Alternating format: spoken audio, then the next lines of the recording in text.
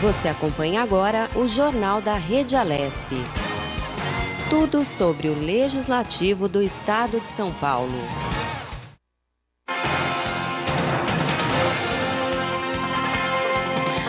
Olá, bom dia! Hoje é quinta-feira, 25 de junho de 2020. Eu sou Priscila Silvério. E eu sou Júlia Stanzioni. Esse é o seu Jornal da Rede Alesp. Jornal da Rede Alesp. O Jornal da Rede Alesp na cobertura ao combate do coronavírus. Preparamos diariamente para você atualizações de todas as informações sobre a pandemia do coronavírus. Entrevista, então, com parlamentares, especialistas, tudo para você que está em casa acompanhando a gente a partir de agora, saber do que acontece aqui no Brasil e no mundo sobre a pandemia da Covid-19. Jornal da Rede Alesp. Bom dia, Julie. Bom dia, Priscila. Que bom, vamos passar então aí amanhã todo, início da tarde, juntas, informando todas as pessoas que estão em casa das informações atualizadas então da Covid-19. E a gente traz informações tanto dos dados, atualizações, mas também boas notícias, né? A gente sempre tenta colocar aqui no nosso jornal pessoas que trazem boas notícias, experimentos, descobertas e principalmente para que você que está aí em casa, em isolamento social ou até trabalhando, mas de uma forma segura, cada vez mais esteja seguro. É isso mesmo, Priscila. A gente começa então a nossa informação aqui falando sobre os leitos, né? Exatamente. Vamos lá então? Vamos conferir os números do coronavírus no Brasil. São 53.895 mortes confirmadas até às 8 horas desta quinta-feira, aponta um levantamento feito pelo Consórcio de Veículos de Imprensa a partir de dados das secretarias estaduais de saúde. E o balanço indicou que 1.103 mortes aconteceram justamente nas últimas 24 horas e 1.192.474 casos foram confirmados. Vamos agora conferir a taxa de ocupação de leitos de UTI em todo o país. No Acre, 78% em todo o estado. Em Alagoas, 79%. Já no Amapá, 98,73% em todo o estado. No Amazonas, 66% em todo o estado. Na Bahia, 72%. No Ceará, 77,5% em todo o estado. No Distrito Federal, 69,6% na rede privada e 42,24% na rede pública. No Espírito Santo, 85,14% em todo o estado. Em Goiás, 63,6% dos leitos de gestão estadual em todo o estado. No Maranhão, 87,92%. No Mato Grosso, 38,6% em todo o estado. E no Mato Grosso do Sul, 8,8% em todo o estado. Em Minas Gerais, 72%. No Pará, 69% em todo o estado. Já na Paraíba, 68% em todo o estado. Continuando os números, Priscila, no Paraná, 48% em todo o estado. Pernambuco, 75%. Piauí, 60,7%. Rio de Janeiro, 84% na rede pública e 71% em todo o estado na rede privada. Rio Grande do Norte, 83% na rede pública e 63% na rede privada. Rio Grande do Sul, 72,6% em todo o estado. Rondônia, 77,9%. Santa Catarina, 62,2% do sistema público em todo o estado.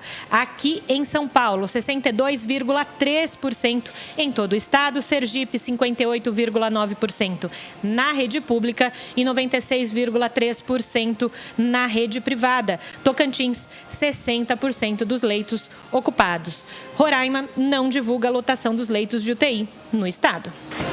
Jornal da Rede Alesp. E essa informação, né, do número de leitos ocupados, ela é muito importante, né? Até para saber a questão da contaminação em cada estado e como os estados têm também evoluído no seu isolamento ou nas medidas de proteção e principalmente um alerta à população, né? Um alerta à população e também, Priscila, a questão da flexibilização que vão acontecendo nos estados, né? A taxa de ocupação dos leitos de UTI é essencial para saber em que momento da reabertura se pode ter em cada cidade, em cada estado do país. É verdade. Falando nisso, a gente vai também comentar agora sobre uma reabertura, uma área que é muito importante, né? A parte da educação. A gente comentava até antes do programa essa questão da educação, estudo online, como que a gente tem feito, então, nas nossas casas, né? Vamos falar um pouquinho da coletiva de ontem, então, no governo do estado? A retomada das aulas em todo o estado de São Paulo está prevista para o dia 8 de setembro. O anúncio foi feito nesta quarta-feira pelo governador João Dória, durante uma coletiva de imprensa no Palácio do Governo. E a volta será de forma, então, gradual em toda a rede de ensino, municipal, estadual e particular. Uma ação que vai atender aí 13 milhões e 300 mil alunos. O governo de São Paulo apresenta hoje um plano consolidado, gradual, cuidadoso e seguro de volta às aulas.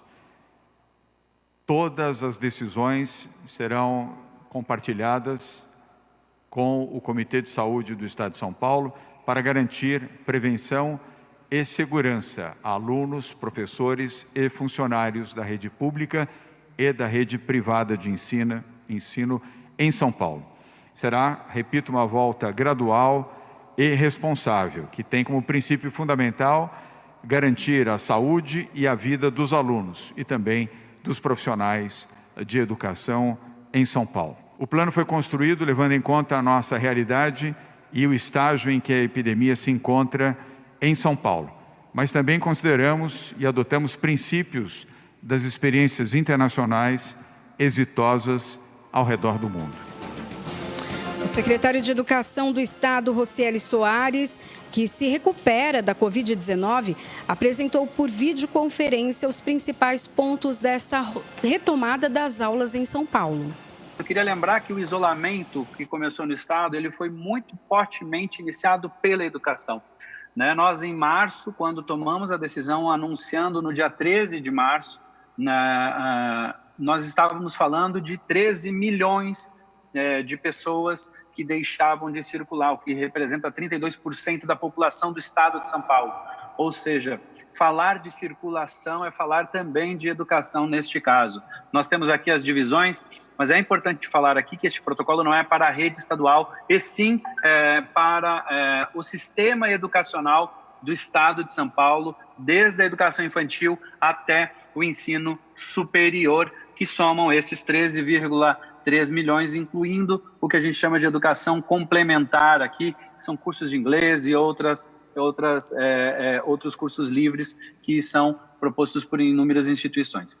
Uma coisa importante, então, para a retomada é que ela vai ocorrer em 3 etapas. A primeira etapa é um retorno de até 35% deste público que acabamos de falar, ou seja, desde que se preserve algo que é assim, uma regra de ouro, o distanciamento de 1,5 metros, poderá voltar na primeira etapa até 35%. Na etapa 2, nós migraremos então para 70%, e na verdade a etapa 3 é o novo normal, é quando todos já retornaram à escola e nós estamos próximos deste novo normal, com os novos cuidados, com os novos aprendizados, e essa é uma ponderação importante. Quais são as condições, então, para que a gente efetivamente possa reabrir as nossas escolas, né? Primeiro, nós temos que ter todas as diretorias regionais de saúde por 2 ciclos, ou seja, cada ciclo de avaliação do governo do Plano São Paulo hoje são de 14 dias, então durante 2 ciclos, ou seja, 28 dias, nós temos que ter todas as diretorias regionais de saúde na fase amarela.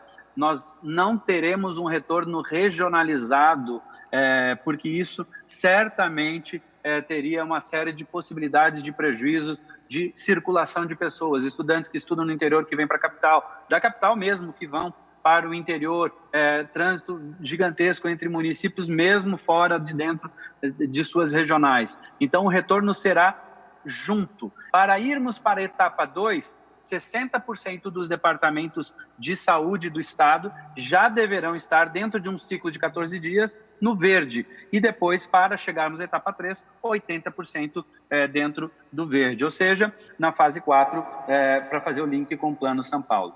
Se uma região, porventura, regredir, ou seja, a gente já abriu as escolas, ficamos 28 dias no amarelo, abrimos as escolas. O que acontece se uma região tiver algum, por exemplo, problema e tenha que regredir para a fase laranja ou até a fase vermelha?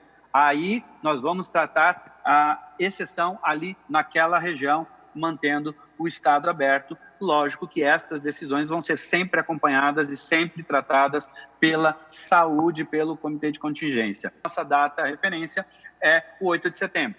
Claro que para que isso aconteça, quer dizer que eu tenho que ter tido os 28 dias anteriores no amarelo. Isso é muito importante. Por isso que ali no dia 4, por exemplo, de setembro, como já é uma data prevista de anúncio do Plano São Paulo de como estão todos os indicadores de dentro do estado, deve-se confirmar que ali continuamos no amarelo para que possamos, então, avançar. Então, a data prevista é 8 de setembro. A organização do horário de entradas e saídas, evitando aglomeração e preferencialmente fora dos horários de pico do transporte público. Isso é importante. Lógico que a gente tem uma distinção muito grande da realidade do interior para a capital, mas essa é uma recomendação importante. Feiras, palestras, seminários, competições, campeonatos esportivos, comemorações, assembleias, qualquer coisa desse gênero estão proibidas. Nós, inclusive, incentivamos as atividades sejam feitas ao ar livre, sempre que puderem, em espaços mais amplos e extremamente arejados. Ainda temos uma recomendação importante de que os intervalos dos recreios devem ser feitos sempre em revezamento de turmas, com horários alternados, para que não sejam todos os alunos. Ainda na etapa 1, que tenhamos menos alunos, não pode ser um intervalo onde todos estarão juntos no mesmo horário. A gente vai trabalhar em 3 fases, pode passar, que são: uma, muito importante, o acolhimento socioemocional. Os jovens, os profissionais estão saindo de uma etapa de isolamento, nós precisamos dar muito suporte nesse sentido. 2, a recuperação e o aprofundamento, identificar em que nível está cada um dos estudantes e apoiá-los a partir desta identificação, dessa avaliação diagnóstica que nós faremos. 3, prevenção do abandono e evasão escolar, que é uma das coisas que mais nos preocupa após o retorno da pandemia. Temos visto algumas pesquisas nesse sentido e a gente precisa garantir como sociedade que os alunos não abandonem. E durante a coletiva foi informado que profissionais da educação que apresentarem algum sintoma da Covid-19 vão passar por testagens. Também foi anunciado que será obrigatório o uso de máscaras faciais, claro, para os alunos, professores e também os funcionários, inclusive também no transporte escolar. Nós estamos fazendo tudo isso com bastante previsibilidade. São 10 semanas de antecedência, exatamente para permitir a orientação à rede pública municipal, rede pública estadual, à rede privada, a organização, o planejamento, os protocolos de segurança, a orientação aos pais, aos prestadores de serviços. É assim que se espera, é o que se espera de um governo organizado e que respeita a vida das pessoas, a existência e também a necessidade do ensino, que faça tudo isso com bastante planejamento e com a necessária antecedência. Jornal da Rede Alesp. Essa informação é muito importante porque define também a volta ao trabalho das mães, né? Muitas mulheres estão em casa nesse momento, estão com as creches fechadas, escolas fechadas e algumas precisam voltar ao trabalho, né, Juliana? E nesse momento é um direcionamento no sentido de ser, 8 de setembro a priori. Sim. Claro, como nós ouvimos agora na coletiva de imprensa, vai lá quando estiver um pouquinho mais próximo de setembro, eles vão reavaliar se será isso mesmo ou não. Mas é o que você falou, essa questão da mãe é crucial, que ela está ali em casa para o trabalho e cuidando nesse momento dos filhos nas aulas, né, Priscila? Sim, mas pelo que eu escutei da coletiva também, essa questão das creches ainda é uma incógnita, né? Não se sabe se exatamente nesse período também as creches ensino infantil acabam voltando, principalmente porque as crianças elas têm uma demanda diferente. Por exemplo, até a questão da máscara, o uso da máscara para elas é diferenciado. Na verdade, não é indicado para crianças pequenas, né? Então, agora os maiorzinhos já conseguem e se protegem melhor. Vamos lá, então, com entrevista? Isso mesmo, entrevista. O Jornal da Rede Alesp conversa agora com o médico legista Henrico Ferreira Martins Andrade. Ele nos fala sobre as medidas preventivas da Polícia Científica em relação à Covid-19. Bom dia, doutor Henrico. Bem-vindo ao Jornal da Rede Alesp.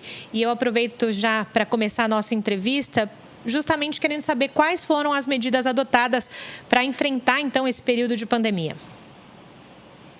Bom dia a todos, estou à disposição. Doutor Henrico, então quais foram, né, as medidas adotadas pela Polícia Científica do Estado de São Paulo nesse momento de pandemia? O que foi feito, então, para cuidar de todo mundo que trabalha por aí? No início de março de 2020, desse ano com o início dos casos, né, o nosso superintendente, o Dr. Maurício Rodrigues Costa, com apoio do general Campos e do nosso governador, promulgou algumas medidas no estado de São Paulo. E nós seguimos elas à risca, né? Inicialmente, nós tomamos algumas medidas, principalmente com o funcionamento do prédio da Superintendência da Polícia Científica, que fica no Butantã. É um prédio que compõe em torno de 500 pessoas circulando diariamente, que são os ativos da própria polícia, mais uns 250 que são terceirizados, né? Inicialmente, o que nós fizemos? Nós começamos com a divulgação das condutas que iriam ser tomadas em 5 dias, né? Informando os servidores nossos que todos teriam as suas temperaturas medidas. Fizemos o contingenciamento dos servidores em 3 equipes básicas, adotamos as reuniões virtuais e o trabalho à distância, utilizando o sem papel que tinha sido implantado no final do ano passado pelo nosso governo do estado. Isso nos propiciou manter toda a funcionalidade das perícias criminais, tanto do Instituto Médico Legal quanto do Instituto de Perícias Criminais, favorecendo, assim, até otimizando o trabalho de contato através do ambiente virtual e não levando a nenhum prejuízo à população que é atendida pelo Instituto. E eu queria que o senhor falasse um pouco para a gente também sobre a aceitação e a adaptação dos profissionais a esse novo sistema, a essas novas regras. Eu acho que por ser um ambiente científico, né, a nossa polícia tem esse caráter de ciência, então todos já estavam muito bem conscientes e dispostos a participar, apesar das dificuldades iniciais, porque nem todos estavam adaptados ao ambiente virtual, né? Nós utilizávamos apenas a plataforma do sem papel para tramitação de expedientes, mas começamos a usar as plataformas virtuais e em uma semana todos já estavam adaptados.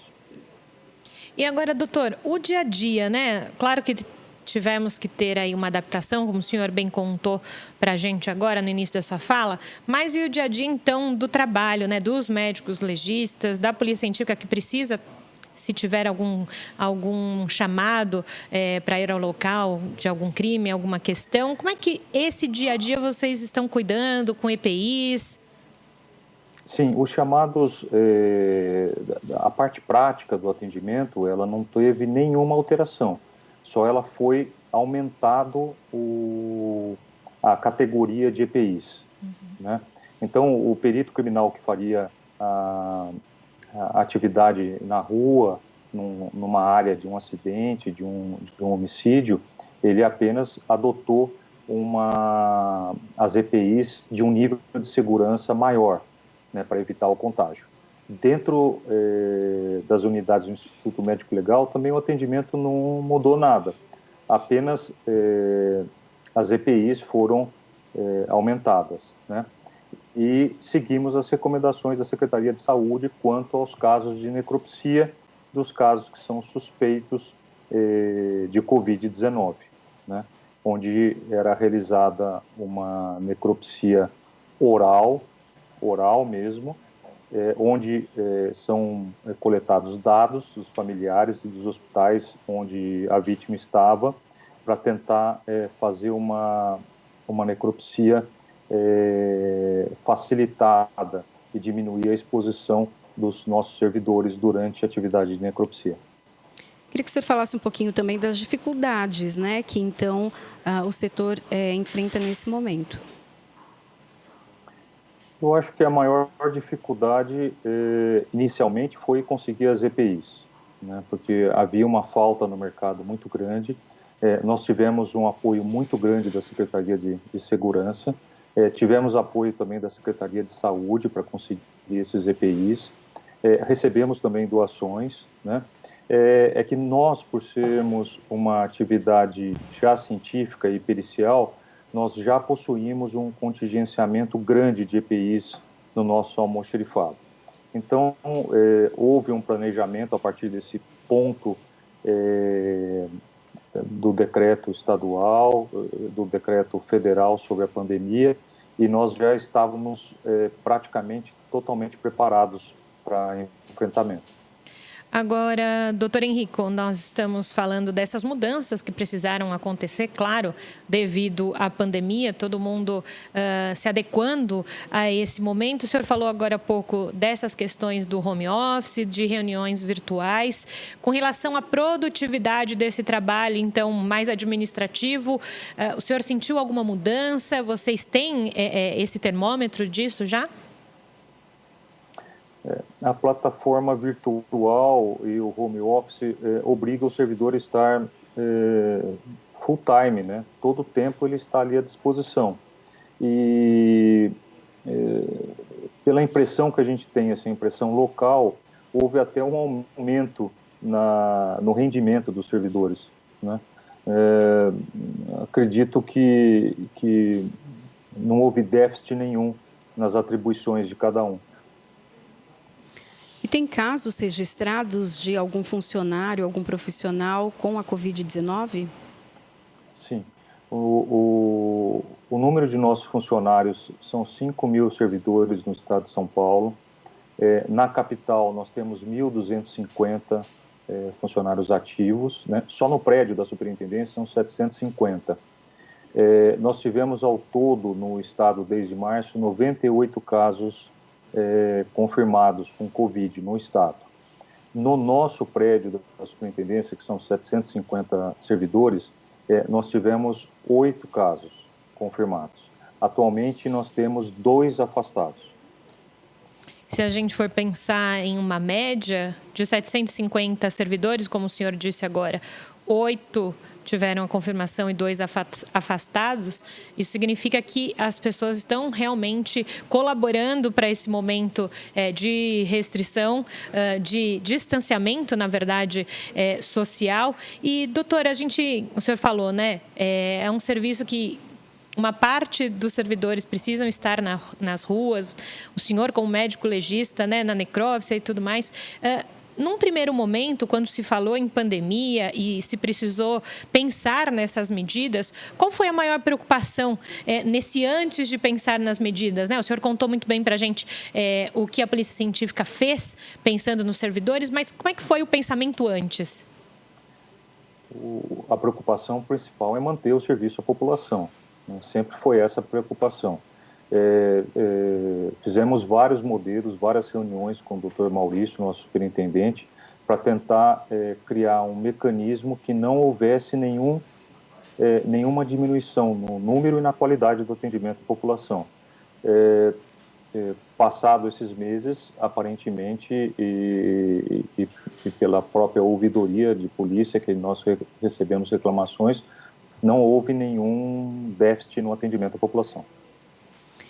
Nós estamos já numa fase aqui no estado de São Paulo de uma flexibilização ali do isolamento, né? Eu queria que o senhor falasse um pouco para a gente como fica então esse trabalho a partir desse momento, né? De uma flexibilização, ou esse trabalho remoto vai ser incorporado pelo menos por uma parte dos funcionários?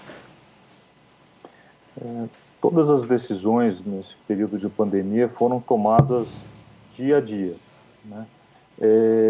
Nós não sabemos ainda muito bem como o interior do estado, o interior do estado vai se comportar, né? Mas a ideia como houve um aumento da produção, assim, não houve nenhum estudo para ver esse aumento da produção, mas nós verificamos que a produtividade se manteve ou se aumentou. Então, alguns serviços provavelmente serão mantidos via virtualmente.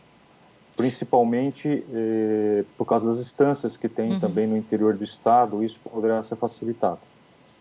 E, doutor Henrico, aproveitando, né, que o senhor está aqui conversando com a gente no Jornal da Rede Alesp, claro que o trabalho da Polícia Científica, ela reflete também com os outros trabalhos e as questões, como o senhor mesmo falou, de homicídios e outros crimes. Nesse período de pandemia, como é que o senhor sente essa questão de números de crimes, de homicídios? Houve uma queda? Vocês sentiram isso? Porque quando acontece isso, necessariamente a Polícia Científica tem que estar no local, né? Sim, o número de homicídios caiu em torno de 20%, né? Mas aumentou bastante os acidentes de trânsito. Provavelmente pelo número de motociclistas, né, que estavam em atividade, em atendimento também à população, pelo distanciamento. É interessante essa fala do doutor Henrico, né, no sentido, porque no início, principalmente, né, todo mundo pedia tudo em casa, não que agora não, né, mas lá no início muito mais. Sim. Então, essa correlação aí que o doutor Henrico está dizendo para a gente tem uma baita lógica, né? Sim. Sim, e o senhor acha que essa é uma tendência até a diminuição ou não? O senhor acha que com o isolamento isso deve voltar a crescer, então, e perder essa diminuição de 20%? A tendência do estado de São Paulo já era uma diminuição bem consistente, né, dos últimos meses e anos, né? É lógico que com o distanciamento social, bares e unidades com aglomeração de pessoas acabam diminuindo o índice de criminalidade, né? Menos população na rua, menos chance de conflito, né? É lógico que quando voltar às atividades normais, isso provavelmente deve retornar, mas o nível ainda deverá ser bem abaixo da queda que a gente vinha esperando nos últimos meses. Ok, muito obrigada, então, pela sua participação. Nós conversamos com o médico legista Henrico Ferreira Martins Andrade, que nos falou sobre as medidas preventivas da Polícia Científica em relação à Covid-19. Obrigada. Obrigada, doutor Henrico. Obrigado. Bom dia a todos. E a gente vai girando a informação aqui no Jornal da Rede Alesp, né, Priscila? É isso mesmo. Vamos falar um pouquinho, então, da ampliação do programa de testagens? Bora lá. Vamos lá.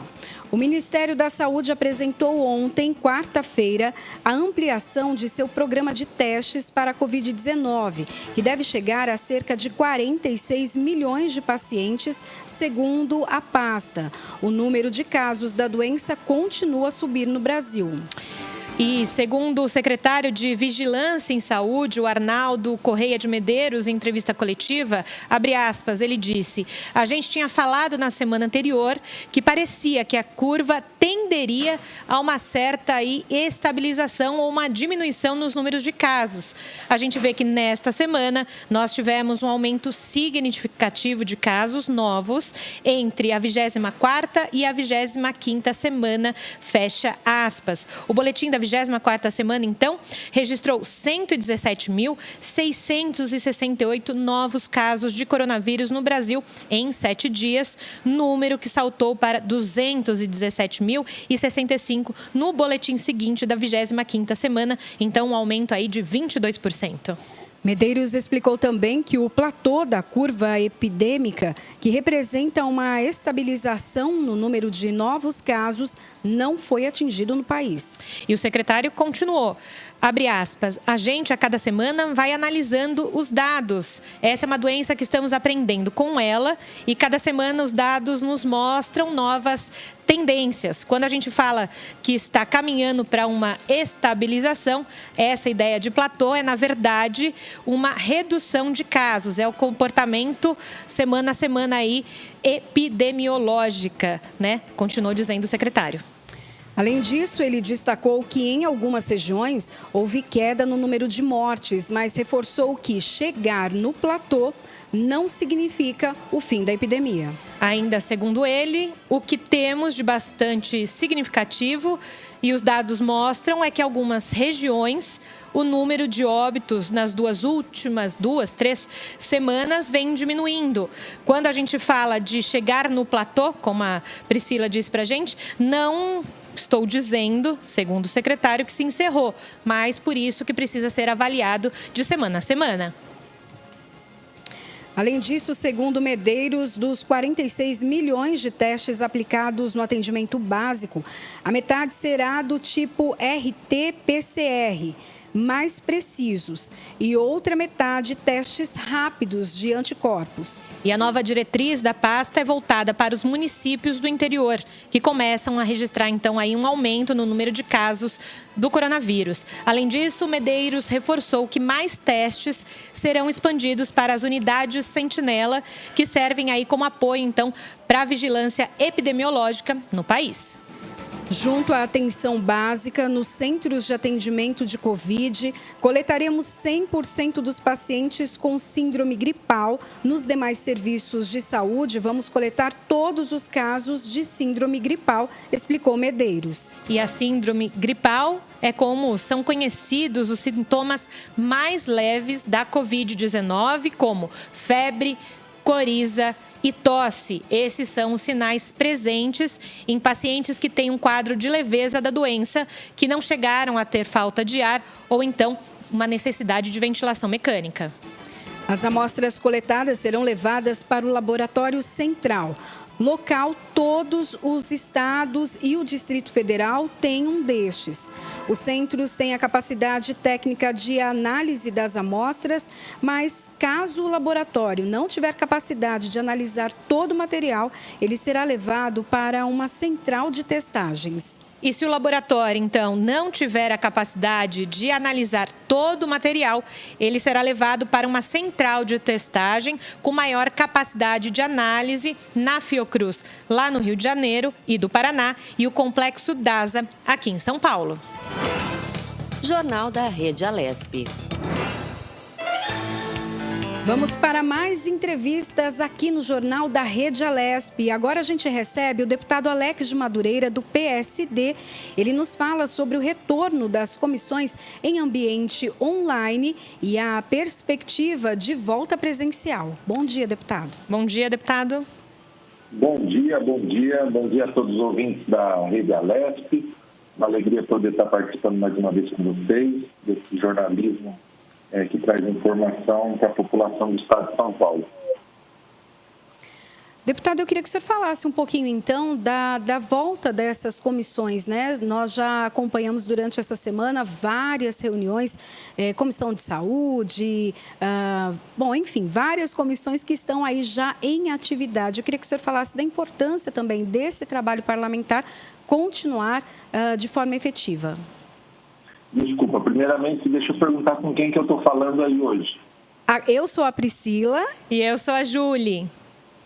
Priscila e Júlia. Isso. Muito bem. Bom, essa semana nós tivemos já o retorno, né, semana passada, das comissões permanentes. Eu faço parte de 4 comissões agora, contando o Conselho de Ética, né? Faço parte também da Comissão de Saúde, como vice-presidente, da Comissão de Finanças, e também da Comissão de Assuntos Exteriores. Para nós foi muito bom para as pessoas que nos acompanham pelas redes sociais e acompanham nosso trabalho, viram que a gente não parou. Aliás, eu acho que, Priscila e Júlia, a gente trabalhou ainda mais nessa pandemia por conta das demandas, né? As demandas aumentaram muito e mesmo não estando de forma presencial, mas acabamos ficando aí 24 horas disponíveis aos eleitores, também aos vereadores, prefeitos dos municípios onde cada um de nós, deputados, tem a sua atuação. E claro que a própria população esperava isso de nós, né? Uma resposta do Legislativo paulista com relação a tudo que está acontecendo.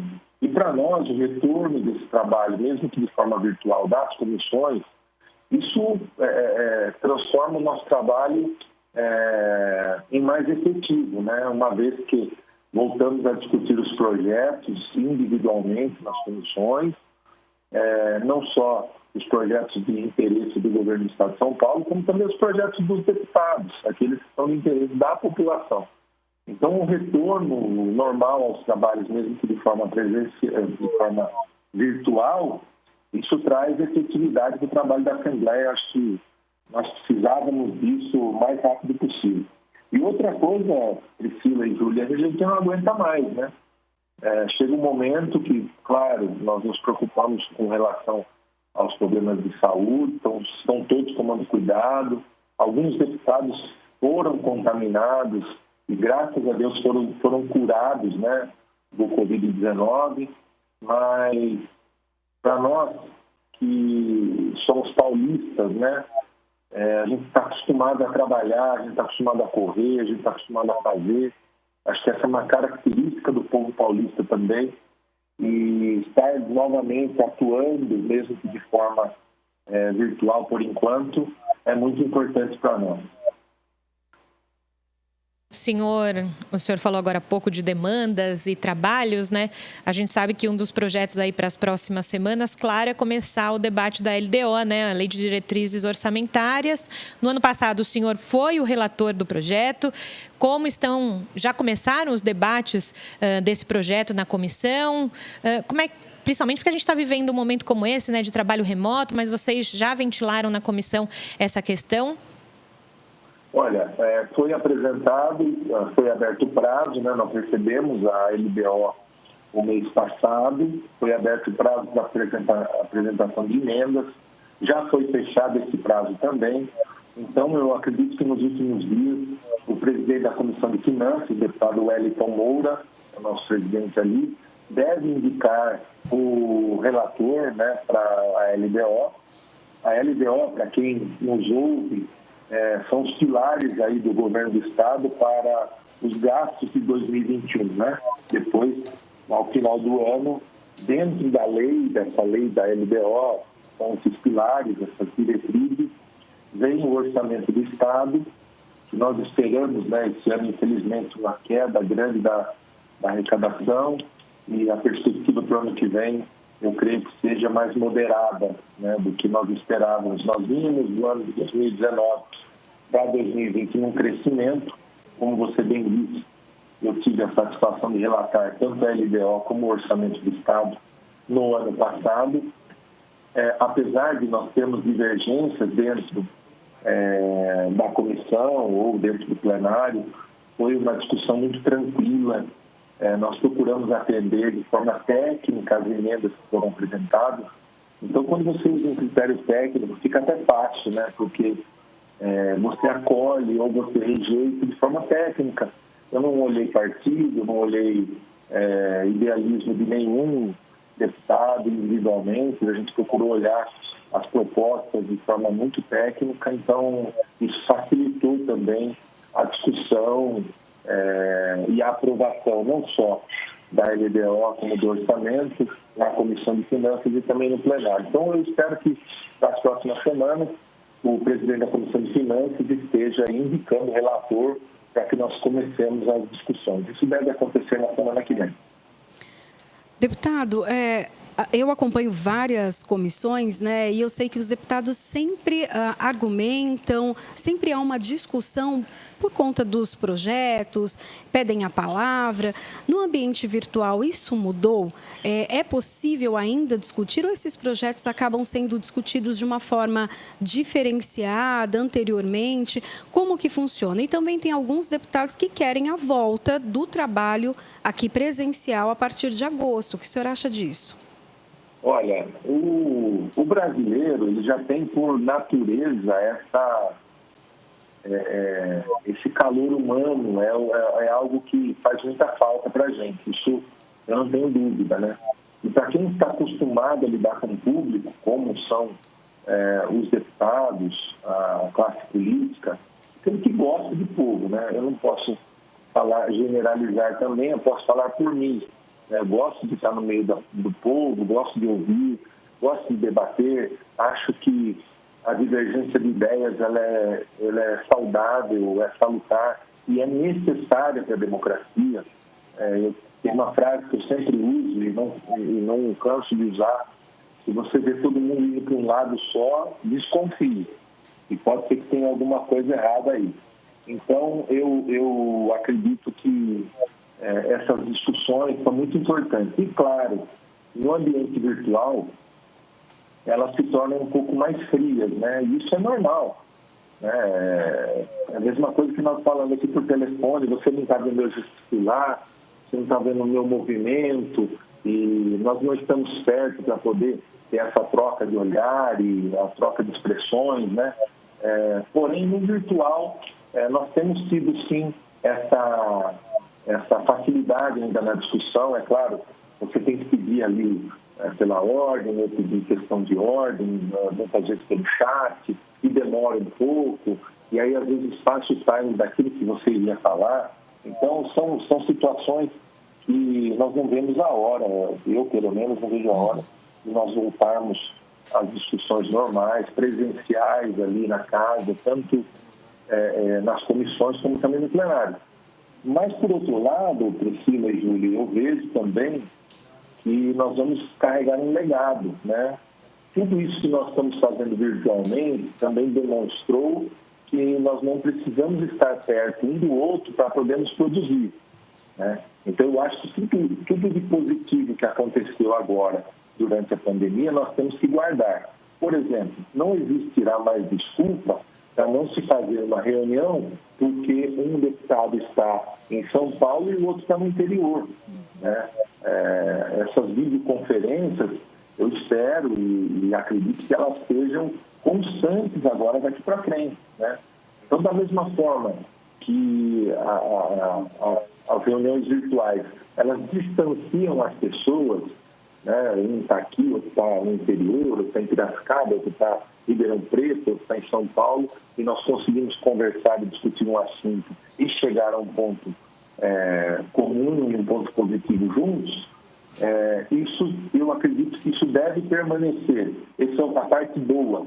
Como também ela nos distancia, né? Uma reunião virtual, como eu acabei de falar, ela acaba tirando um pouco desse calor humano que o próprio brasileiro tem, desse contato que nós gostamos de ter um com o outro. Então, eu acho que os pontos positivos nós temos que aproveitar e os negativos nós temos que aprender com eles. Deputado, então, falando de comissões, né? O senhor é vice-presidente da Comissão de Saúde. No início da semana, vocês ouviram o secretário estadual de Saúde, José Henrique Germann, que é uma prestação de contas que todos os secretários fazem aqui na Alesp para as comissões, mas nesse momento ainda de mais importância esse ouvir o José Henrique Germann. Queria que o senhor fizesse uma análise, então, de como foi esse encontro virtual na segunda-feira. Olha, primeiramente, eu acho que foi importante a vinda dele, ele cumprir um compromisso constitucional com a Assembleia Legislativa, como outros secretários também o têm feito, né? Nós tivemos também na Comissão de Finanças a presença do sempre ministro Henrique Meirelles também. Especificamente da saúde, como você disse aqui, que eu sou vice-presidente da comissão, foi muito importante essa semana receber aqui o secretário, porque nós aproveitamos o tempo, não só dele fazer a prestação de contas do quadrimestre, mas também nós aproveitamos para questionar, para tirar dúvidas, para elucidar, até para a população e para nós mesmos, muitas ações da Secretaria de Saúde do Estado durante essa pandemia. Eu acho que a Secretaria, não tirando mérito de nenhuma outra, mas deve ter sido a Secretaria que mais trabalhou nessa pandemia por conta da demanda, a grande demanda que teve. Nós mesmos dos estados, eu posso falar por mim, mas por muitas vezes precisei falar na Secretaria de Saúde do Estado, e mesmo eles estando sobrecarregados, eu sempre fui muito bem atendido, tanto pelo secretário como pela sua equipe. Então, acho que é um momento importante para nós, nós tirarmos muitas dúvidas, fazermos questionamentos, críticas, porque, é claro, o governo tem feito as suas ações, não quer dizer que elas estejam 100% certas, até porque nós estamos vivendo essa pandemia pela primeira vez. Então, acho que muitas ações que foram tomadas, se percebeu ao longo do tempo, que poderiam ser feitas de forma diferente, né? Erramos e acertamos em muitas coisas.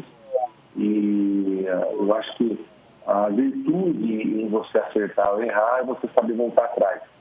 E isso o governo fez em alguns momentos, acho que acertadamente, e agora, principalmente com o Plano São Paulo, que foi algumas das muitas perguntas que nós fizemos, eu coloquei uma pergunta para o secretário, que eu gostei muito da resposta, todos esses equipamentos, Priscila e Júlia, que nós estamos montando, principalmente de hospitais de campanha, para que nós garantíssemos que no final dessa pandemia, quando esses equipamentos fossem desmontados, nós garantíssemos que todos os equipamentos, todas as aquisições que foram feitas pelo Estado, elas fossem o mais bem aproveitadas possível nos hospitais que nós temos hoje no Estado, né?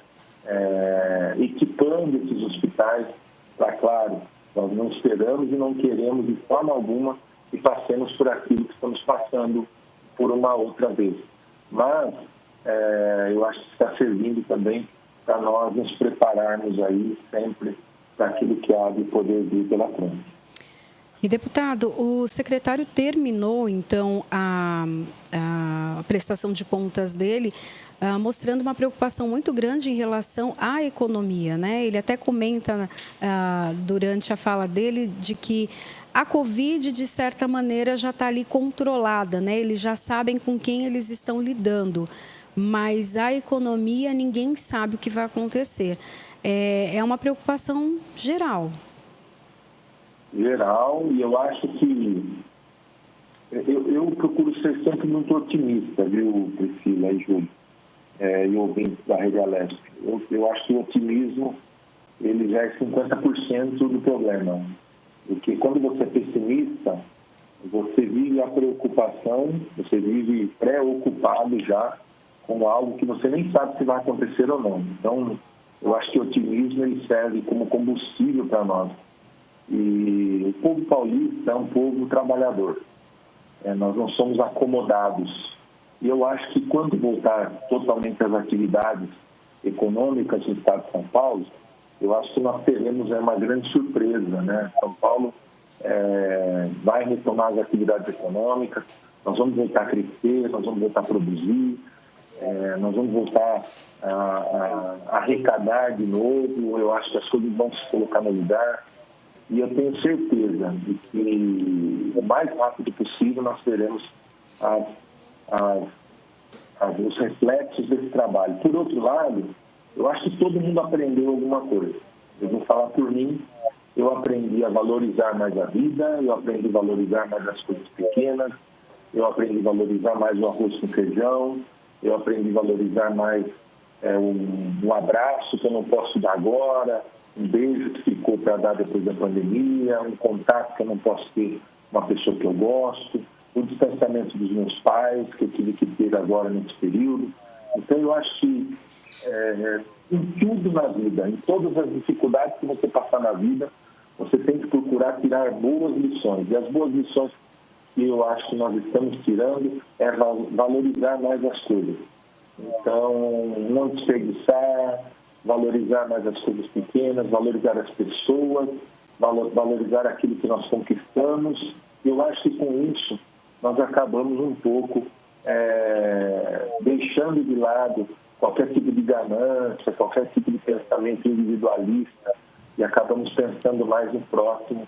Eu acho que essas lições vão ficar pós-pandemia e eu espero que isso sirva para nós como um norte, como uma bússola, que possa nos levar a dias melhores o mais rápido possível. Deputado Alex de Madureira, do PSD, muito obrigada, então, pela participação do senhor e seja sempre bem-vindo aqui ao Jornal da Rede Alesp. Obrigado, Priscila. Obrigado, Júlio. Vocês sempre muito atenciosas, muito carinhosas com todos nós. Agradecer também a Melissa, que fez contato comigo. Agradecer a todos vocês da Rede Alesp. Vocês têm sido um canal para a população do Estado de São Paulo. Eu não me canso de falar isso, tanto nas redes sociais, como também na rádio, pela TV, em todos os meios de comunicação, pelo YouTube, que virou um canal realmente de televisão para todos nós. Eu, quando quero saber alguma coisa, eu entro lá na Rede Alesp pelo YouTube, tenho acompanhado. Agradecer a vocês pelo espaço que tem dado a nós parlamentares. Nós podemos falar um pouquinho do nosso mandato, para poder falar um pouquinho daquilo que a gente pensa para o Estado de São Paulo. Parabéns a vocês pelo trabalho e, mais uma vez, eu digo, continuo aqui à disposição de vocês. Um grande abraço. Um abraço, deputado. Lembrando, né, o deputado é vice-presidente da Comissão de Saúde, a Priscila Silvério fez a cobertura na segunda-feira da Comissão de Saúde. Aproveitando que o deputado Alex de Madureira falou, corre lá no nosso YouTube da Assembleia Legislativa de São Paulo, tem o boletim, o VT, né, que a gente chama aqui, da Priscila, a reportagem da Priscila, explicando tudinho o que aconteceu lá na comissão, né, Pri? Nós, repórteres, nós fazemos um balanço ali, né, do que foi, porque foram quase 2 horas, um pouquinho mais de 2 horas ali, de reunião. Então, a gente faz um resumo para que você que esteja em casa receba, então, esse resumo. Porém, há a possibilidade também de você assistir a íntegra de todas as comissões, de todos os programas, lá no canal da Rede Alesp no YouTube. É isso mesmo. E a gente continua aqui com a informação de qualidade para você que está em casa, desde as 9h30 da manhã até 2h30 da tarde. O que de melhor temos de informação do Brasil e do mundo sobre a Covid-19. Priscila. É isso aí. A Prefeitura da cidade de São Caetano do Sul começou esta semana uma testagem em massa dos idosos entre 60 e 65 anos para a Covid-19. É feita através do sistema Drive-Thru e mediante agendamento no site coronavírus.sancaitanodossul.sp.gov.br pelas próximas 2 semanas. Em uma segunda etapa de testagem serão contempladas as faixas etárias acima de 65 anos. E o município tem cerca de 9.000 moradores com mais de 60 anos. Esse número representa 63% de toda a população de São Caetano do Sul, no ABC Paulista. No início da semana, foram mais de 400 testes. Destes, 23 deram positivo para a Covid-19. Com esses dados da testagem, é mais fácil, então, controlar a ocupação de leitos, segundo o infectologista Halcion Teixeira, do Instituto Emílio Ribas. E lá no ABCD Paulista, também São Bernardo do Campo, está testando grávidas e também idosos que são cadastrados nas UBSs da cidade. Jornal da Rede Alesp. 10h25, você está no Jornal da Rede Alesp. Nós ficamos aqui com o Jornal da Rede Alesp até as 2h30 da tarde. Na sequência, acontece o programa Tribuna Virtual. Todos os dias, né? De segunda a sexta-feira, os deputados, então, têm oportunidade para expor os seus pensamentos, expor opiniões ali, também falar de projetos e discutir ali o que a população quer saber da parte dele. E a gente vai falar um pouquinho do que aconteceu no último Tribuna Virtual. Plano de reabertura escolar preocupa os parlamentares da Assembleia Legislativa. E justamente no Tribuna Virtual, o deputado Carlos Gianazzi, do PSOL, avaliou o retorno das aulas como inviável e perigoso. Segundo o pronunciamento do governo do estado de São Paulo, a previsão é de que as aulas presenciais do ensino infantil, fundamental, médio e superior da rede pública e privada sejam retomadas no dia 8 de setembro. E nesse primeiro momento, as escolas vão operar apenas com 35% da sua capacidade. Os estudantes terão então aí que cumprir o distanciamento social de 1,5 metro dentro da sala de aula.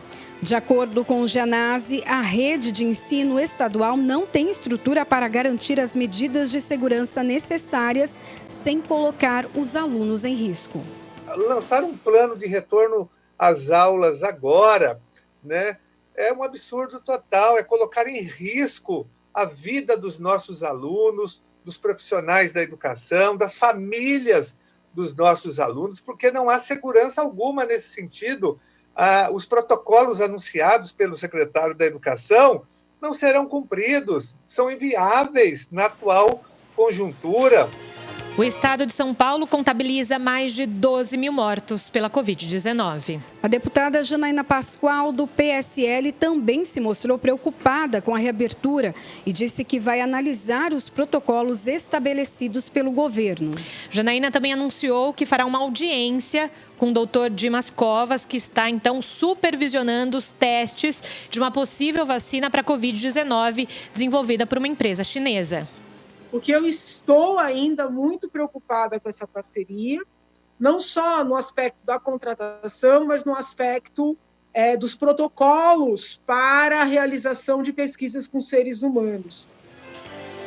Ainda na tribuna virtual, o deputado doutor Jorge do Carmo, do PT, falou sobre uma obra parada desde o ano passado na divisa do Itaim Paulista com Itaquaquecetuba e Guarulhos. A construção tem como objetivo evitar que o rio Tietê transborde para as casas da região no período das chuvas. O parlamentar citou um decreto do governo municipal de São Paulo que retira recursos públicos do combate às enchentes. Se nós estamos falando de um problema que precisa ser resolvido e que precisa de mais investimentos, é estranho, é no mínimo estranho que o prefeito da cidade de São Paulo queira remanejar recursos exatamente de uma área tão sensível que é essa questão das enchentes. No ano passado, a Prefeitura de São Paulo utilizou apenas 48% dos recursos destinados à prevenção de enchentes.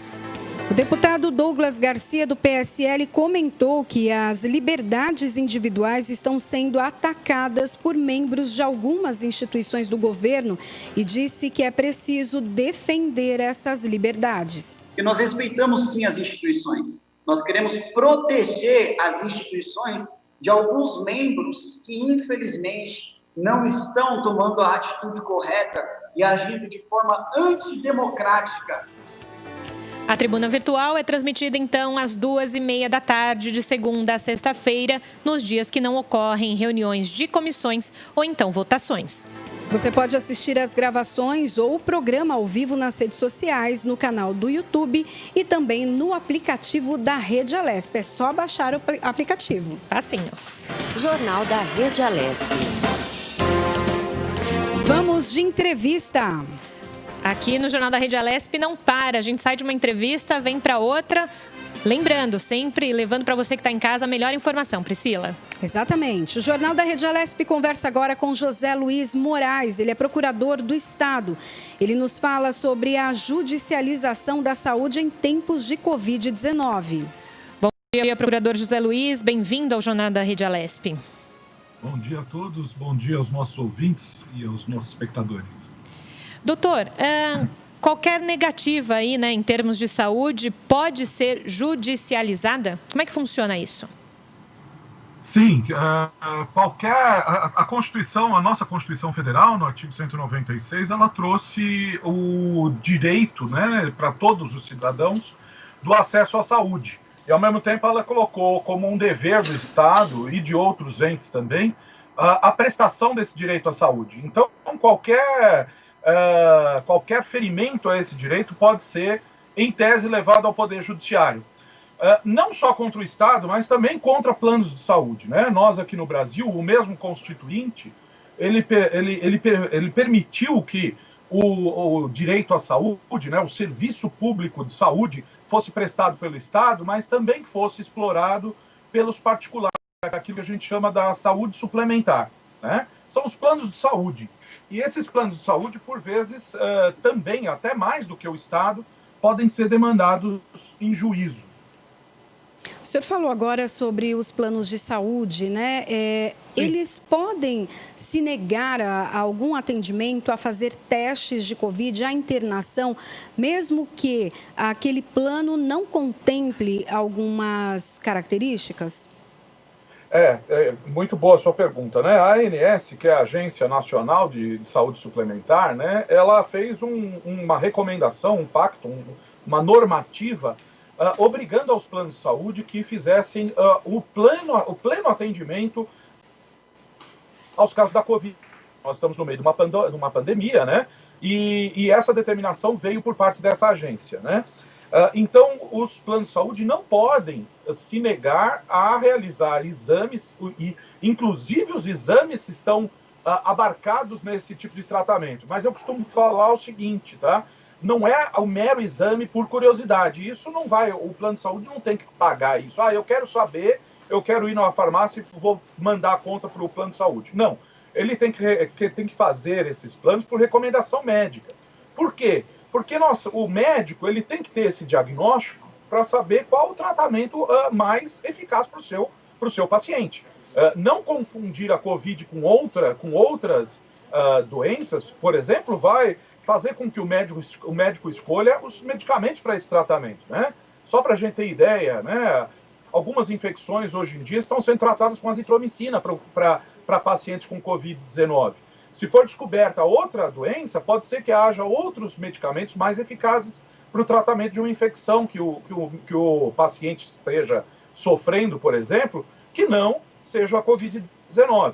Mas respondendo a sua pergunta, né? Hoje a ANS determinou que todos os planos de saúde façam, inclusive as testagens, repito, testagens essas que sejam solicitadas por receituário médico, por exemplo, né? Por exigência médica, e todo o tratamento da Covid tem que ser realizado pelos planos de saúde, né?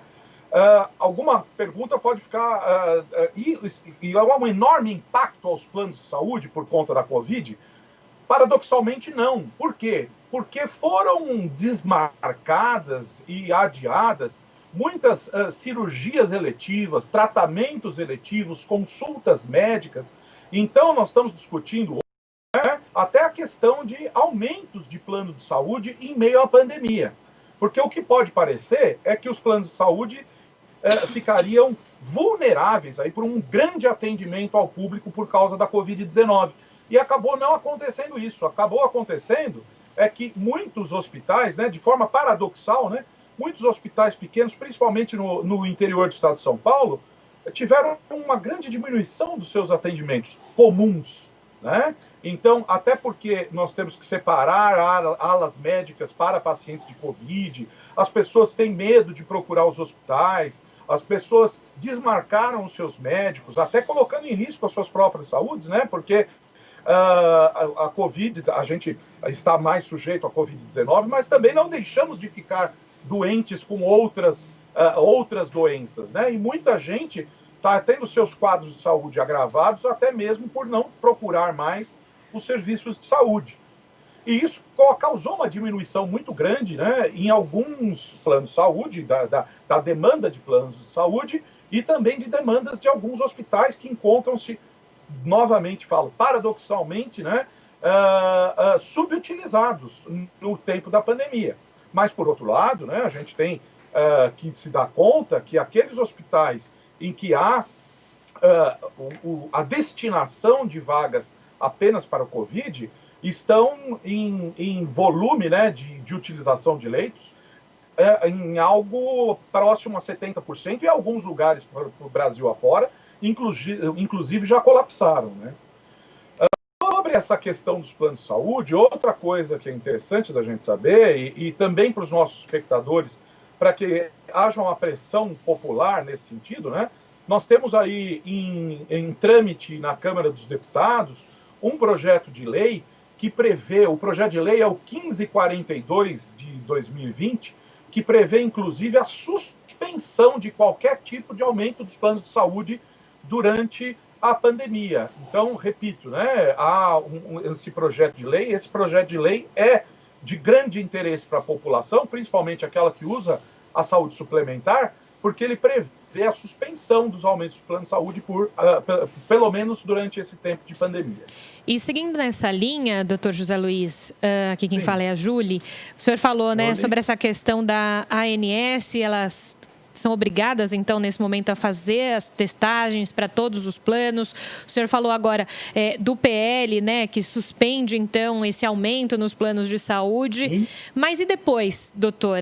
Depois, os planos de saúde podem cobrar os seus clientes que não estavam naquele rol de procedimentos.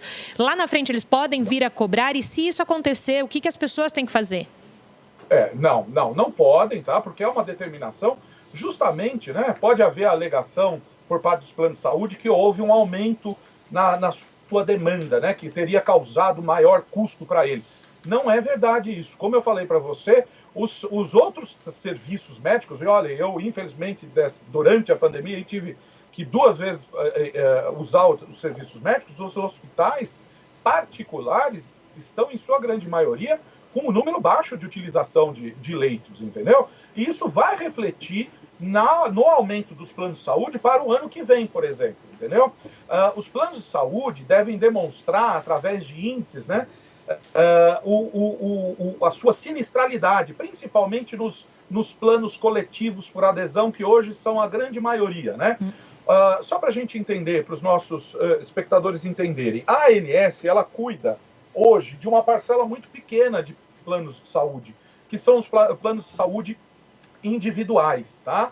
Que hoje as operadoras de plano de saúde, elas deixaram de vender esses planos de saúde individuais justamente por causa do forte controle do governo a respeito de aumentos. Só para a gente ter ideia, eu não vou citar nomes de planos de saúde aqui, né? Mas só para a gente ter ideia, o ano passado o aumento dos planos de saúde pela AMS foi de 7,20%, algo do gênero, posso estar enganado, tá? 7, poucos por cento. A maioria dos planos de saúde complementar desses grandes grupos por adesão foi por volta de 19%, só para a gente ter ideia, tá? Muitas principalmente a classe média, sente esses aumentos de uma forma muito significativa, né? Nós tivemos quase 20%, se não 20% em alguns casos, de aumento nos planos de saúde por adesão, né? Dos planos coletivos por adesão, versus 7% da OMS. Então, o que os consumidores, né, o cidadão deve prestar atenção? Se esse aumento for abusivo ano que vem e não houver nenhuma intervenção dos órgãos de consumo, como o Procon, por exemplo, como a própria ANS, que pode sim, não de forma vinculante, mas de forma orientadora, levar aos planos de saúde a levar em conta essa diminuição da sua demanda por serviços, é que a gente não vai poder, e por último, né, em último caso, nós vamos poder levar ao Poder Judiciário o conhecimento de abusos, né, por parte dessas operadoras de plano de saúde. Quer dizer, se não houve o aumento de demanda, inclusive por causa da Covid, houve, paradoxalmente, uma diminuição da demanda desses planos de saúde, vai ter que haver um aumento condizente com essa sinistralidade, quer dizer, um aumento condizente com o serviço com o custo de serviço que aumentou por parte dessas operadoras, tá? Não sei se ficou claro. Sim, mas, em última análise, nós sempre vamos ter a possibilidade de discutir isso judicialmente, certo? Ou, se não judicialmente, antes procurarmos órgãos de defesa do consumidor, porque essas relações com o plano de saúde já foi reconhecido, inclusive, por súmulas do Tribunal de Justiça aqui de São Paulo, por pelo menos 2 súmulas do Tribunal de Justiça, que são, de fato, uma relação de consumo. Então, vige para essas relações o Código de Defesa do Consumidor.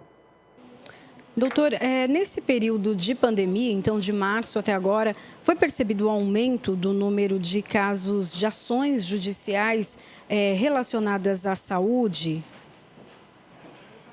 Também, paradoxalmente, não, né? Nós até fomos surpreendidos por uma diminuição das ações, né, na área da saúde, visando principalmente a Covid. Não teve um grande aumento de número de ações judiciais visando leitos de UTI, tratamentos específicos. Isso não ocorreu no estado de São Paulo, o que demonstra, sim, uma boa administração do estado de São Paulo e dos seus municípios em relação à Covid, porque não houve, de fato, essa corrida ao Poder Judiciário para tratamentos e leitos em UTI e leitos hospitalares.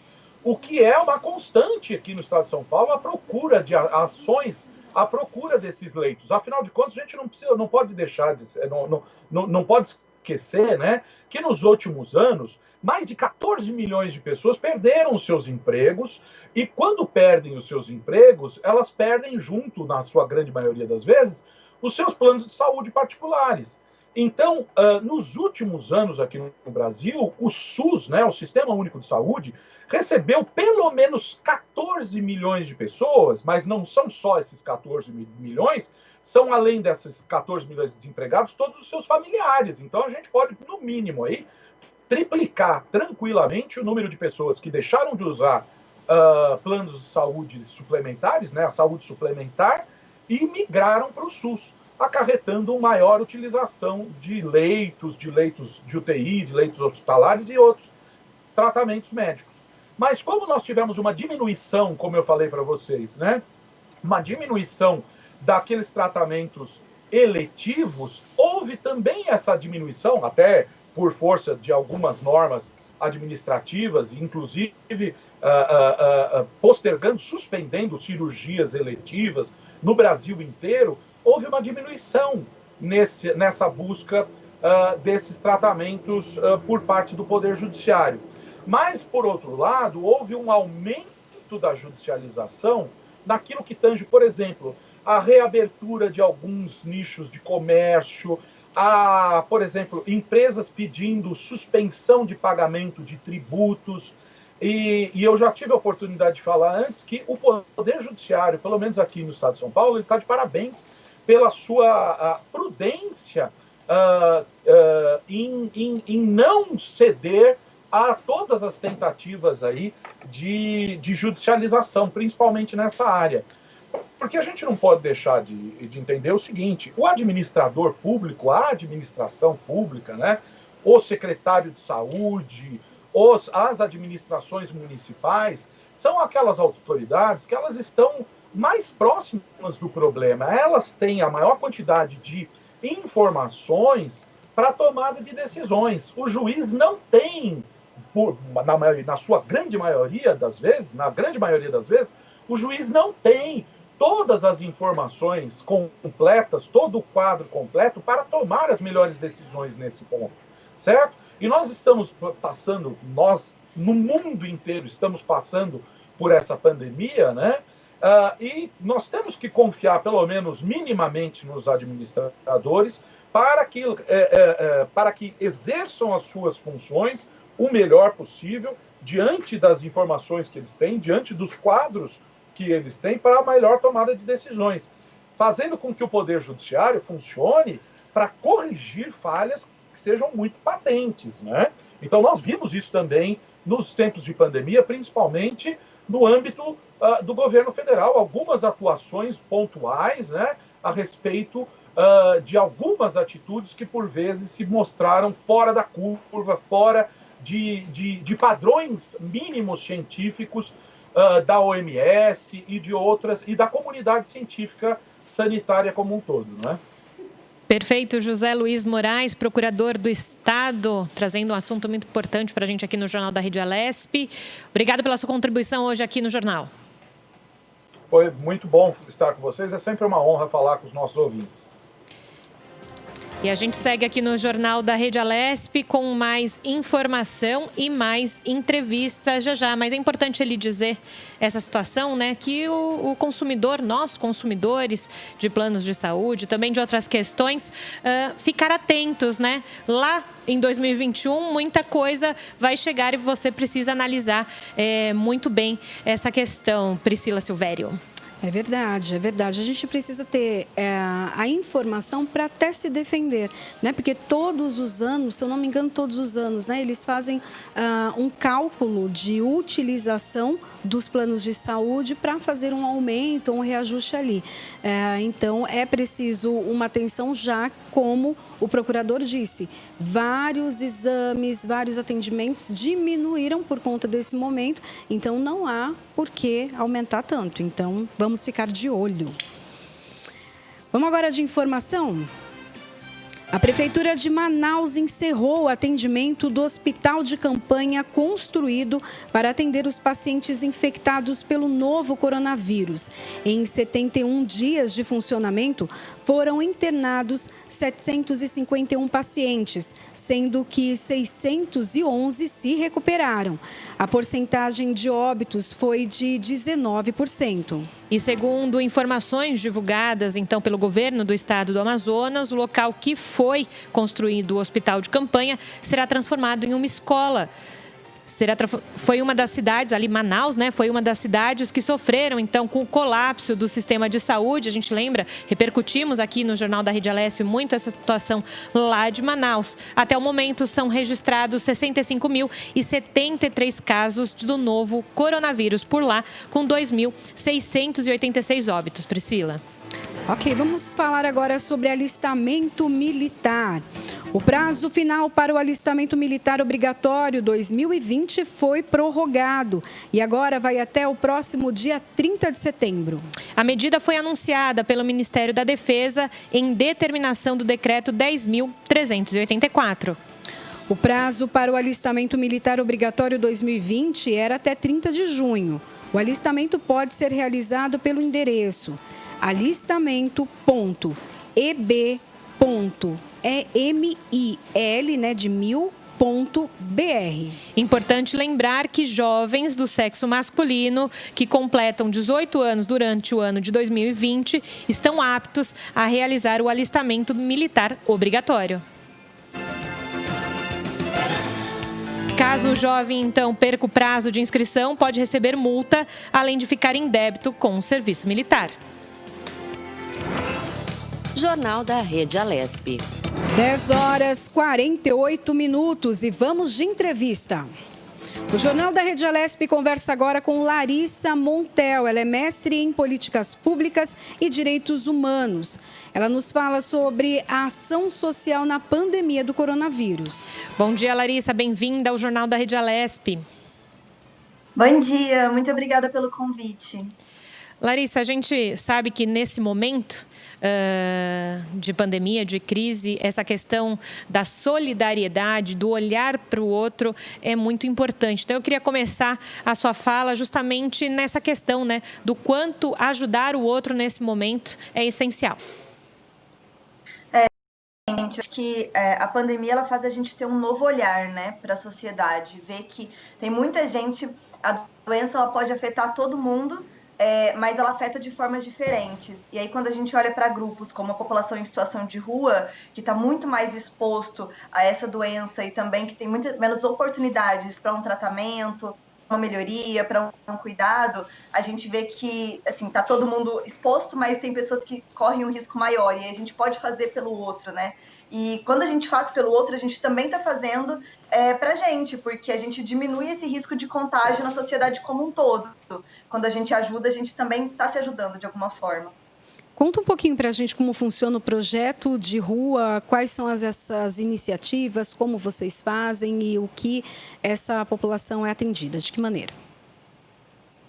O projeto Ruas, ele existe desde 2014, né? Então, a gente atua com a população em situação de rua hoje em 4 bairros da Zona Sul do Rio de Janeiro e a gente promove encontros entre a população em situação de rua e os demais residentes do bairro. A gente cria ali espaços de conexão, que são rodas de conversa.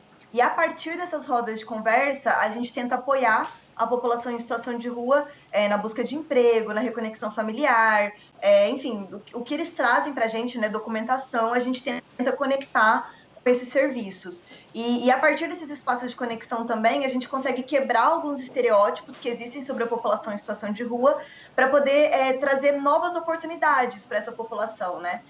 Então, a gente atua meio que nessas duas esferas. De um lado, diretamente com a população em situação de rua, e outro, ajudando a mudar o olhar da sociedade sobre essa população.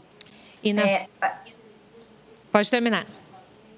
A gente faz essas rodas de conversa já desde 2014, e aí agora, com a pandemia, a gente teve que parar por causa da aglomeração, enfim, né? A gente teve que adaptar a nossa forma de atuação. Foi aí que a gente criou a campanha Pop Rua Eu Me Importo, que é essa campanha que é nacionalmente para a criação de pontos de doação pela cidade. E justamente aqui em São Paulo, temos então 2 pontos de encontro, de convergência, né? Lá na Vila Buarque e Praça Marechal Deodoro, todos aqui na capital paulista. Eu queria que você falasse então desses pontos aqui em São Paulo e como as pessoas podem ajudar a doar, o que precisa ser doado nesse momento e como funcionam esses pontos de arrecadação. Beleza. A ideia do ponto, na verdade, é uma autogestão. Então, o Ruas, ele criou os materiais de orientação e qualquer pessoa pode criar esses pontos. Então, assim, não é um ponto do Ruas, né? É um ponto que uma pessoa viu a campanha, se mobilizou e decidiu criar. Hoje, a gente tem 79 pontos criados no Brasil, então pega 7 estados aí, e tem esses de São Paulo também. Foram pessoas que se mobilizaram, criaram um ponto próximo à casa delas, com a ideia de que a gente não quer estimular ninguém a sair, né? A gente está num período que ainda estamos no isolamento, então a ideia é ser perto de casa, e aí quem estiver passando por aquele lugar pode deixar uma doação. A própria população em situação de rua ajuda a cuidar desses pontos, e a prioridade nesse momento são itens de higiene e de alimentação, né? Que a gente entende que são os principais para conseguir evitar um contágio. Então, sabonete, álcool gel, máscara de tecido, escova de dente, pasta de dente, enfim, o que a pessoa puder deixar lá de item de higiene. E de alimentação depende muito do local, varia, né? A própria população em situação de rua, ela varia muito de uma região a outra. Então, tem locais em que as pessoas têm acesso a um fogãozinho. Aí pode ser legal deixar alimentos como arroz, macarrão. Tem lugares que não, que é bom deixar alimentos prontos. Então, você vai deixar um biscoito, um suco. Aí, cada pessoa conhece melhor ali a sua região. Mas tentar deixar alimentos que também, pensando, né? Tem lugares que tem uma alta circulação. Por exemplo, eu estou no Rio de Janeiro, né? A gente tem aqui na Lapa, colocou, as pessoas vão pegar. Então, pode deixar um alimento ali, um sanduíche. Agora, tem pontos que não tem essa grande circulação. Então, tentar não deixar alimentos perecíveis que possam estragar. A gente orienta a colocar uma caixa alta, igual uma caixa de pallet ou de papelão, que aí também não tem risco de passar um bicho, né? Poder estragar aquilo. E aí, o próprio bairro ali vai cuidando desse ponto. Então, se alguém levou a caixa, levou todo o ponto, outra pessoa pode reconstruir e ir registrando as doações ali no site. O site é popruaeumeimporto.org. Nesse site, você consegue ver os pontos mais próximos da sua região ou também criar o seu. Ali tem toda a orientação para poder criar o ponto. Justamente, esse era o meu questionamento para ti, como quem está aqui em São Paulo, nos seus bairros, que moram também na região metropolitana, como faz? Entra então no POP, passa de novo o site para a gente, já diz, aproveita e diz como as pessoas podem criar esses pontos então de arrecadação, por favor. O site é popruaeumeimporto.org, e aí quando você clica no site já tem ali, criar o ponto. Tem todas as orientações, você pode registrar doação também. Então, por exemplo, eu olhei os pontos que existem, tem um mapinha, né? E aí você pode ver por região, clicar ali São Paulo e vai aparecer os pontos que tem em São Paulo. E aí eu vi que perto da minha casa tem um ponto, então eu não preciso criar um, mas você pode registrar doações nesse ponto. E caso você queira criar, tem lá, criar o ponto, aí vai ter todos os materiais. Como criar o ponto, que tipo de doação colocar, como que você pode divulgar. A gente criou um material que você pode divulgar na sua vizinhança. Então, ali, você engajando os seus vizinhos a te ajudarem a manter aquele ponto. Tem um material de prestação de contas também. Poxa, consegui mobilizar no meu prédio, mas ninguém pode sair. As pessoas querem doar dinheiro para mim. Como é que eu presto contas disso para ficar um processo transparente, né?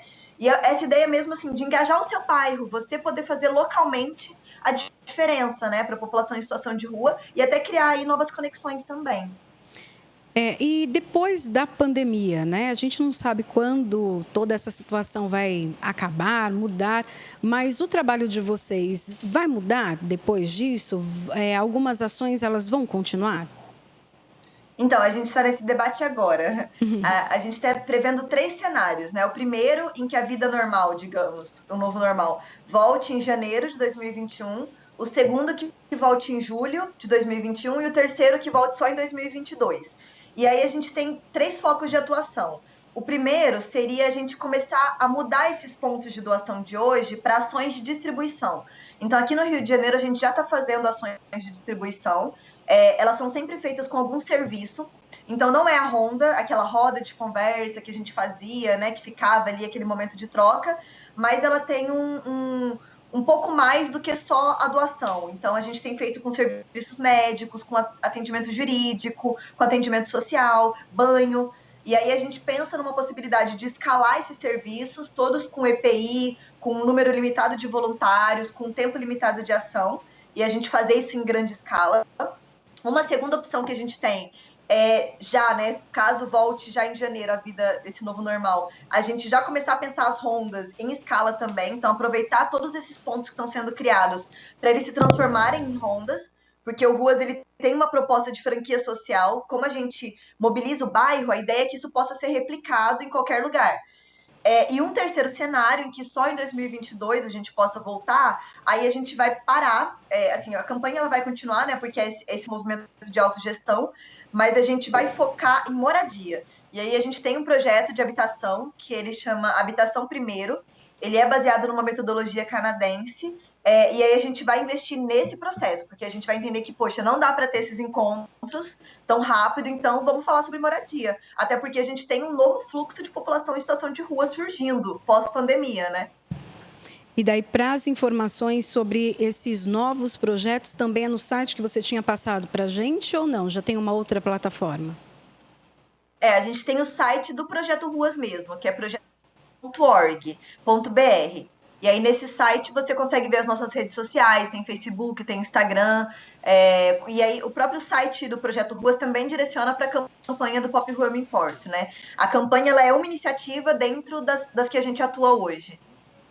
Ok, muito obrigada, então, Larissa Montel, que é mestre em Políticas Públicas e Direitos Humanos, e falou um pouquinho para a gente sobre essa questão da solidariedade em meio à pandemia. Muito obrigada. Muito obrigada. E é interessante, Priscila, que são práticas simples, né? Como ela acabou de contar para a gente. Você pode ir ao site, registrar um ponto de doação, ou mesmo indicar para os seus amigos que moram em outros bairros esse ponto. Assim, é um clique, literalmente é um clique, né? Para você fazer o bem para o outro. E é simples, né? Pelo que eu entendi também, é a possibilidade de você disponibilizar nesses pontos ali um alimento, algum produto de higiene. Não precisa ninguém ver, né? Não precisa contabilizar algo para você, mas você coloca ali, outra pessoa certamente será alcançada. Agora a gente vai então com o nosso giro de repórteres. Pois é, sempre os nossos repórteres trazendo informação do que acontece aqui no Palácio 9 de Julho. Quem temos na linha? Agora a gente vai falar com Jeremias Gomes. Bom dia, Jeremias. Seja bem-vindo aqui ao Jornal da Rede Alesp. Bom dia, Priscila. Bom dia, Júlia. Vocês me ouvem? Sim. Escutamos, sim. Estou acompanhando aí há bastante tempo aí as notícias, aliás, muito bem preparadas, viu? Do plano de saúde gostei muito, porque você sabe que esses dias eu estava vendo uma notícia que investidores estão apostando nas empresas de plano de saúde, no setor da saúde, porque é um setor que eles veem um espaço de crescimento e, inclusive, vendo uma análise, um dos analistas dizendo, olha, é um setor que eles estariam até, talvez, economizando, como o analista aí de vocês hoje falou, né, da Procuradoria. Então, é bom que os planos cresçam e sejam saudáveis, mas é bom também estar atento a essas mudanças em tempo de pandemia. Gostei bastante, viu? E o que você traz hoje para a gente, Jeremias Gomes, do que está acontecendo aqui na Assembleia Legislativa de São Paulo? Pois é, tem muita coisa e até me pediram para ressaltar essa reunião que a Priscila comentou com o nosso secretário de Saúde, José Henrique German, que esteve na Assembleia Legislativa de São Paulo, atendendo aí uma solicitação constitucional de prestação de contas, como as outras pastas. Mas essa é uma pasta que está muito em evidência, claro, por conta do novo coronavírus, né? Então, registrando aqui o que a Priscila também acompanhou, que o secretário falou sobre o aumento do número de mamografia, o programa de dermato, que atendeu mais de 3 mil pessoas, né? Ele fez uma análise geral da saúde no estado de São Paulo, a criação do Big Data, um banco de dados para gestão e operação de saúde no estado de São Paulo, e expansão e modernização de 12 UBSs também no estado de São Paulo. E na prestação de contas, ele que é do primeiro quadrimestre de 2020, ele explicou que a pandemia afetou as contas do governo do estado no início do ano e que em janeiro o governo criou o plano de contingência do estado de São Paulo para enfrentar a Covid-19. Então, pegou todo esse período do qual ele veio fazer a prestação de contas, né? E ele informou, então, que até agora foram comprados 7.200.000 máscaras, 1.300.000 testes PCR, né? Um volume que lá em janeiro a gente não imaginaria que chegaria a tantos, né? 1.300.000 testes. E 2 milhões de testes rápidos. E explicou também que 85% dos equipamentos foram comprados com recursos do Estado, gastando 46.500.000 reais, né? Então esse foi um resuminho que vocês pediram para que as pessoas pudessem ver nas nossas redes sociais, né? Inclusive no YouTube, mas eu já trago aqui de antemão para vocês que tem interesse nesse tema. Eu queria falar também um pouquinho da agenda que a gente tem para essa semana e para a semana que vem, porque aí você já pode também, muita gente que tem interesse em determinado tema, já ficar atento. Olha, amanhã, sempre em ambiente virtual e transmitido pela Rede Alesp, nós teremos, vamos lá, sexta-feira, às 2h30 da tarde, reunião da Comissão de Administração Pública e Relações do Trabalho, uma comissão bastante importante, que se reúne amanhã a partir das 2h30 da tarde, com a presidência do deputado Márcio da Farmácia, em ambiente virtual. Na segunda-feira, teremos às 6h30 da tarde um ato solene, que homenageia Beth Belli, pelo bloco Afro e Tu, Oba, Afro e Lu Oba de mim, e combate ao racismo, homenagem próxima também a Luiz Gama. Um tema que está bastante em voga, vocês têm acompanhado aí a questão do racismo, né? E a Assembleia atenta a esse tema, definindo uma data para uma homenagem. A solicitante é a deputada Mônica, da bancada ativista, que tem aí dentro dessa bancada ativistas pró do movimento antirracismo, né? Inclusive o Jesus, que a gente já teve oportunidade de entrevistar algumas vezes, e vocês também. Bom, na segunda-feira ainda, dia 29, segunda-feira que vem, reunião especial da CPI Fake News, que deve se reunir para eleger o presidente e vice-presidente. E às 11 horas da manhã, reunião especial da Comissão de Assuntos Desportivos, que vai eleger o presidente da comissão. Então, são as reuniões que estão se movimentando na Assembleia Legislativa em ambiente virtual, porque ainda não estão presenciais, mas sempre com a cobertura aqui da Rede Alesp. Então, você pode acompanhar, nossos repórteres acompanham em loco e trazem sempre as informações para a gente aqui no Jornal da Rede Alesp. Por enquanto é isso, Priscila e Júlio. Tá ok, muito obrigada pelas suas informações, Jeremias Gomes. Seja sempre bem-vindo aqui ao Jornal da Rede Alesp. Valeu, Jeremias. Obrigado.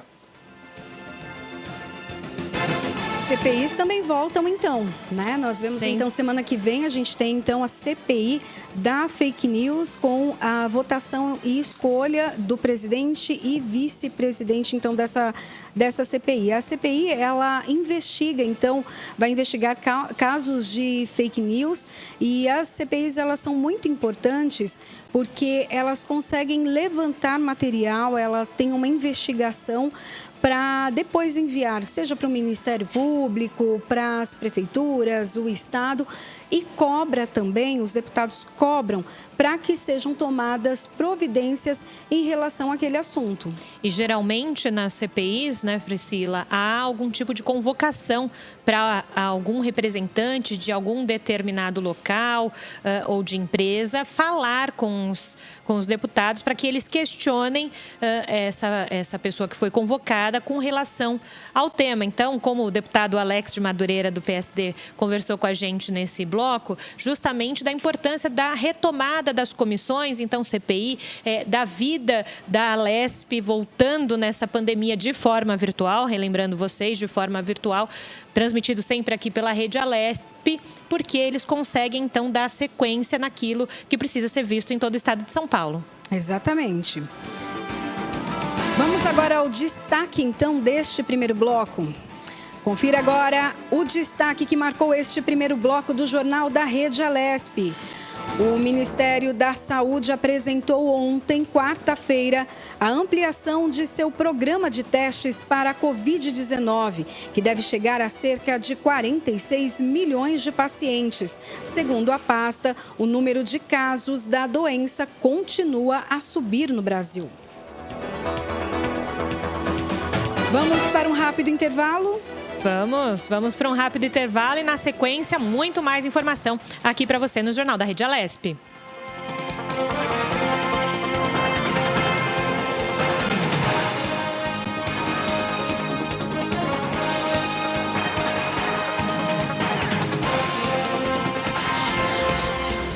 Você acompanha Jornal da Rede